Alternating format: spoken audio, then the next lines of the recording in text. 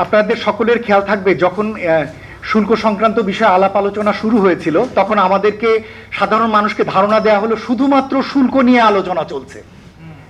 আপনাদের নিশ্চয়ই খেয়াল আছে শুধু শুল্ক নিয়ে আলোচনা হচ্ছে। সেটা কি, এটা 35 থেকে কিভাবে আমরা 20-এ কমিয়ে আনতে পারবো এবং তার জন্য কিছু কিছু প্রকিউরমেন্টের চুক্তি করলেই নাকি আমাদের এটি শেষ হয়ে যাবে।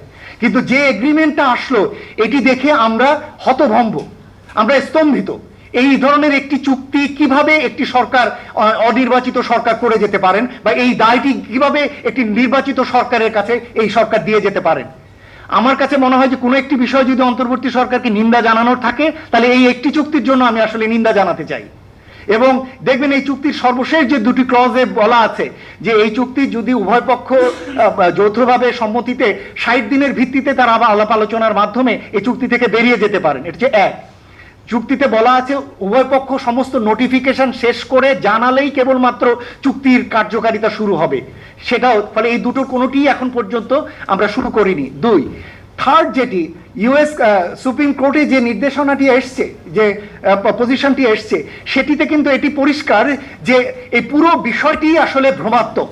যদিও ওটা শুল্ক সংক্রান্ত বিষয় ছিল, কিন্তু ওটিকে ব্যবহার করে বাংলাদেশের মতো একটি দুর্বল দেশকে যে এরকম একটি বৈষম্যমূলক চুক্তিকে বাধ্য হওয়া, এটিও আসলে ওই চুক্তিরই অংশ হতে পারে, ওই নির্দেশনার অংশ হতে পারে বলে আমরা মনে করি। সুতরাং আমার মনে হয় যে সরকার এই তিনটি বিষয়ের আলোকে মার্কিন যুক্তরাষ্ট্রের সঙ্গে অ্যামিকেবলি আলোচনা করতে পারেন যে কিভাবে এই সমস্যা থেকে বেরিয়ে আসা যায় এবং কিভাবে উভয় দেশ এই ধরনের চুক্তি না করে বরঞ্চ দ্বিপক্ষীয় বাণিজ্য চুক্তি করতে পারে, যেটাতে উভয় দেশের বাণিজ্য স্বার্থ অক্ষুণ্ণ থাকে।